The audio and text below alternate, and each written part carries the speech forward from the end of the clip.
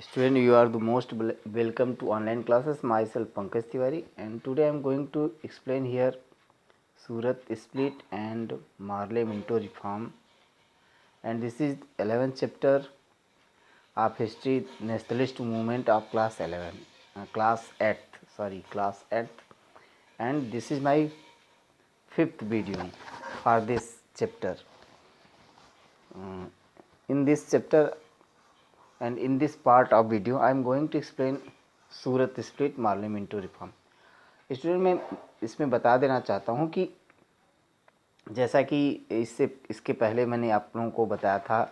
कि किस तरीके से जो है रिवोल्यूशनरीज जो थे वो और किस तरीके से मुस्लिम लीग बना और किस तरीके से स्वदेशी मूवमेंट और बायकाट चलाया गया. उसके आगे मैं यहाँ सूरत स्प्लिट की बात करता हूँ. तो इसमें सूरत स्प्लिट में ये कहा गया है कि जो कांग्रेस का सेशन 1906 में हुआ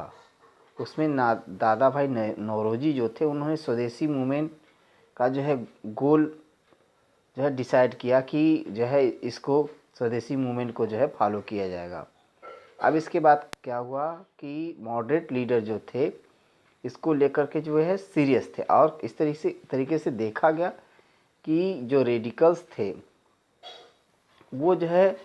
उनका मेथड कुछ और हुआ करता था और जो मॉडरेट थे उनका मेथड कुछ और हुआ करता था. जो रेडिकल्स थे वो चाहते थे कि बायकाट का प्रोग्राम चलाया जाए, स्वदेशी मूवमेंट जो है चलाया जाए, बायकाट का प्रोग्राम चलाया जाए, ये चाहते थे. लेकिन जो विरोध का माध्यम था उसी तरीके से, जबकि जो मॉडरेट थे वो ऐसा नहीं चाहते थे. वो चाहते थे कि जो ये इस तरीके के जो भी मेथड हैं अगर वो अप्लाई करना है तो उसको जो है आउटसाइड ऑफ बंगाल के बाहर ऐसा किया जाए. इस तरीके से जो कांग्रेस का सेशन सूरत में हुआ उसमें मॉडरेट और रेडिकल्स के बीच क्या है काफ़ी डिफरेंसेस हो गए, काफ़ी दूरियां हो गई.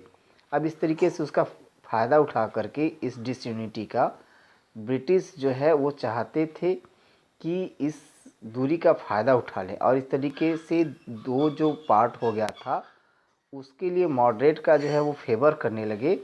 और इस तरीके से जो है रेडिकल्स के लिए कुछ जो है दमनकारी नीतियाँ जो है वो ब्रिटिशर्स के द्वारा अपनाया जाने लगा. कहने का मतलब है कि सूरत का जो सेशन हुआ कांग्रेस का उसमें दोनों रेडिकल्स और जो मॉडरेट्स थे उनमें दूरियां हो गया और उन दूरियों के कारण उसका फ़ायदा उठाने की कोशिश जो है ब्रिटिश ने किया, जैसा कि वो हमेशा उठाते आए थे कि डिवाइड एंड रूल पॉलिसी को जो है अपना करके हमेशा दूरियां बनाते रहते थे. जैसा पार्टीशन ऑफ बंगाल कहा गया कि कांग्रेस से अलग करके जो है मुस्लिम को अलग किया और कहा कि जो है कांग्रेस में जो लीडर हैं वो हिंदुज़्म को फेवर करने वाले हैं और कहीं न कहीं जो मुस्लिम माइनॉरिटी है उनके मुद्दों को नहीं रखा जा रहा है. तो इस तरीके से उनको डिवाइड एंड रूल पॉलिसी से जो है कांग्रेस से अलग किया और इसके बाद फिर जो है यहाँ कांग्रेस के जो दो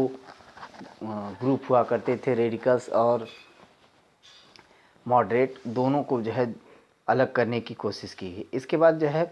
बताया गया है मार्ले मिंटो रिफॉर्म में बताया गया है कि ब्रिटिश ने जो है इस तरीके के जो मॉडरेट लीडर थे उनको जो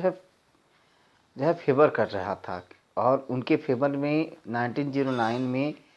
एक सुधार लाया जिसे मार्ले मिंटो रिफॉर्म कहा जाता है. और ये क्या था, एक काउंसिल, इंडियन काउंसिल एक्ट 1909 आया था, इसे ही मार्ले मिंटो रिफॉर्म कहते हैं. इस एक्ट के तहत जो है जो इलेक्टेड मेंबर थे इंपीरियल लेजिस्लेचर में उनकी संख्या जो है बढ़ा दी गई और उन्हें इंग्लिश के जो अंग्रेज़ों के बराबर जो है समान अधिकार दिए जाने की बात की जाने लगी कि उन्हें समान अधिकार दिया जाएगा. इस तरीके से जो उसमें नंबर ऑफ़ मेंबर्स थे प्रोविंशियल काउंसिल में उनकी भी संख्या बढ़ा दी गई. प्रोविंशियल काउंसिल में जो भारतीय लोगों की संख्या थी उसको भी बढ़ा दी गई और इस एक्ट में को जो है सेपरेट इलेक्टोरेट के रूप में देखा गया कि मुस्लिम और हिंदू जो है सेपरेट होकर के लड़ेंगे. इसका मतलब ये था कि सेपरेट कॉन्स्टिट्यूएंसी बनाए जाते और हिंदू मुस्लिम अलग अलग क्षेत्रों से जो है चुनाव लड़ते, और हिंदू जो है केवल हिंदू को वोट दे सकेगा, हिंदू कैंडिडेट को, और मुस्लिम जो है मुस्लिम कैंडिडेट को वोट दे सकेगा। इस तरीके से देखा गया कि जो मुस्लिम माइनॉरिटी था वो हमेशा जो है उसको ये हवाला दे करके कि जो है आप माइनॉरिटी में हैं, आपको जो है मतलब मुस्लिमों को एक तरीके से प्रोटेक्ट करने के लिए इस तरीके का चलाया जा रहा है। लेकिन वास्तव में ऐसा नहीं था, वास्तव में ऐसा नहीं था कि वो जो है मुस्लिमों को जो है प्रोटेक्ट करना चाहते थे, बल्कि मुस्लिमों के प्रोटेक्ट के जगह वो क्या है, वो हमेशा ये चाहते थे कि जो यहाँ ब्रिटिश की जो पहले से पॉलिसी हुआ करती थी डिवाइड एंड रूल, वो हमेशा डिवाइड एंड रूल फॉलो करना चाहते थे। और इस तरीके से जो ये एक्ट आया उसमें ये देखा गया कि वो किसी न किसी तरीके से वो नेशनलिस्ट मूवमेंट को जो है जो इनकरेज किया जा रहा था उसको डिस्करेज करने के लिए मुस्लिमों को अलग किया, और एक तरीके से सांप्रदायिक रूप से डिवाइड हो गया भारत हिंदू और मुस्लिम के रूप में। और इस तरीके से मॉडरेट भी धीरे धीरे ये रियलाइज़ करने लगे थे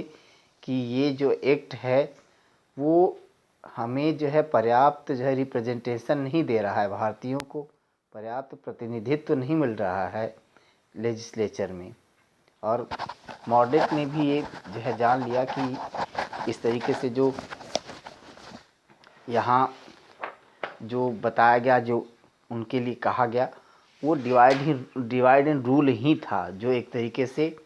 उनकी अलगाव के लिए इसको जो है लाया गया। इस तरीके से स्टूडेंट आज के वीडियो में इतना ही।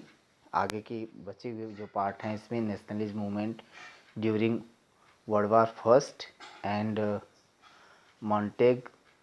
James Ford reform 1919,